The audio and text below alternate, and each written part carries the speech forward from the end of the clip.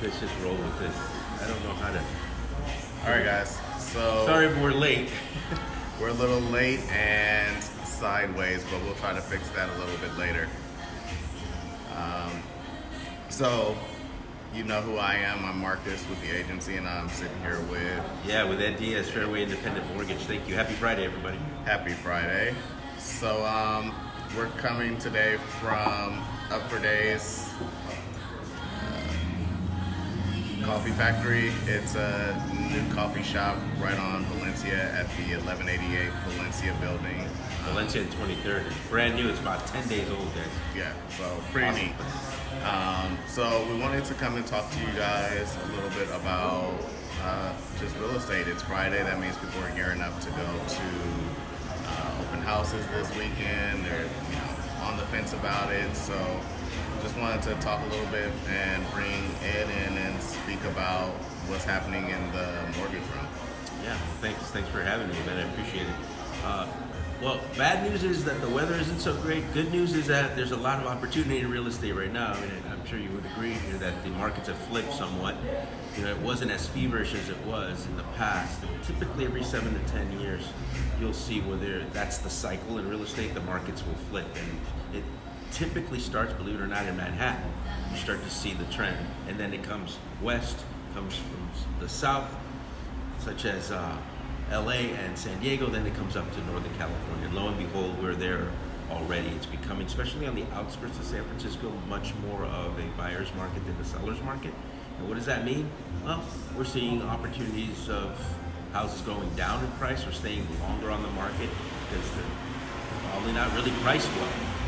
On the lending side, we're starting to see banks loosen that chokehold and grip that they had in the past from 2008, the whole meltdown, and now they're becoming a little bit more lenient. You're starting to see more of what we call the non-QMs, which is non-qualified mortgage, and all that means, it's a fancy term for non-vanilla type of mortgages for self-employed folks or people maybe who don't have income but they have a lot of assets, or foreign nationals who don't have any kind of financial footprint here in the United States, but they want to buy an investment property because they live and breathe in Shanghai, for example, and they want to buy here. There's programs for that as well. Now, as far as rates have been an interesting thing because I tell you, I've called pretty much every trend in the last 10 to 12 years, but this time I totally missed it. I got to be honest. I thought rates would be in the sixes right now, and that's just not the case. The rates have actually come down quite a bit. You can be easily in the high threes to low fours if your credit is really good. What does that mean? A middle credit score of 740 and above. Keep in mind that we don't average all three credit scores because there's three credit reporting agencies, right? Equifax, Experian, and TransUnion. We do not average it. We use the middle or median score. If there's more than one borrower, we use whoever has the lowest of the median scores. So as long as that score is 740 or above, you're going to get the better rates. And like I said, rates are really, really low right now, so there's no reason to wait, or there's no reason to punt to later, and there's no reason also to continue to pay rent if you can buy. Now, when I say if you can buy, what does that mean? Step one is what?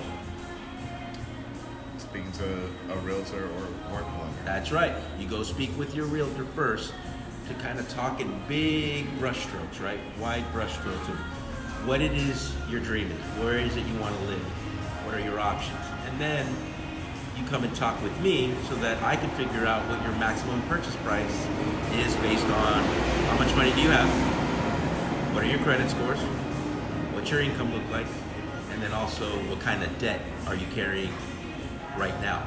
All those things are factored in to figure out things like a debt to income ratio. For example, like a loan to value, which means how much is your down payment. If you're putting 20% down, then your loan to value is going to be 80%. All those things factor into what your interest rate is going to be, and also what mortgage program you qualify for and what's the best mortgage program. People have a tendency to default to the 30-year mortgage. Now keep in mind, just like shoes, there is not one size fits all. For example, if you are buying a home, but you know for a fact that in 5 years you're going to relocate to Seattle, for example, because you're going to ask for a transfer, you're looking at Google, and you want to live up there for whatever reasons, and you need to sell this property to use those proceeds to live up there, well, why would you get a 30-year fixed? Let's talk about a 5 or a 7-year fixed. That way your rate's going to be much lower, and you can qualify for more house, which means you're going to take more money when you sell, right? Because the more equity, obviously the more cash that's going to mean for you, cash in hand, so that when you sell with Marcus that house, then you can go to Seattle with more money. So there's some strategy to this. Keep in mind that mortgages, even though TV commercials make it look like, oh, in 6 minutes you can get approved.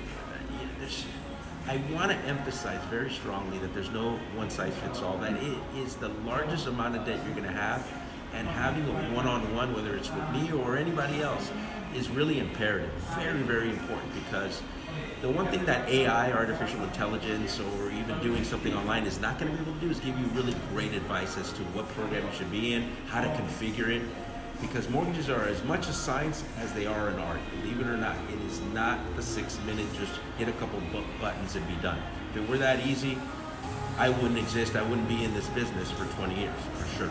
Now, things are coming in. You want to take a look and see if some questions? No questions, but I hope you have a great weekend as well. Thank you. All right, well, there's no questions. By the way, let me prompt that. So this is a Q&A kind of session. So if you have any questions, please go ahead and submit them now. We're looking at this actively so that we can answer questions. But great opportunity right now to buy. And I know a lot of you are thinking, the Bay Area is very expensive. Well, there's reasons, right? Because this place is awesome. But don't give up. Find out first. A lot of people make assumptions that I can or can't, but they've never ran the numbers. The nice thing that I love about the numbers is that numbers don't lie. They're very unemotional. Right. So don't let emotion get in the way. Just find out. Because, for example, if you come to us and maybe, you can't afford a certain property, guess what? We're going to give you some homework, and we're going to guide you so that in the near future you can do it. Because 5 years is going to go by whether you plan for it or not. So you might as well plan for it and plan for success, as opposed to 5 years goes by and you're in the same exact place, right? Ed, why don't you tell me, if I'm in Sacramento, can I still reach out to you for some mortgage advice? Yeah, so if you're in Sacramento or anywhere in California, my clients run from all the way, north in the border with Oregon all the way down to LA. So and here's the other part. Even if you're not going to do a loan with me, I'm really good for advice. I used to be a financial advisor in the past, so my goal is to give you really sound financial advice around, again, what's going to be the biggest amount of debt you're going to incur. Awesome. Sounds pretty good. Looks like we don't really have any questions going on. Well, I have a question for you then. All And right. I'm gonna take over here and ask a question real quick.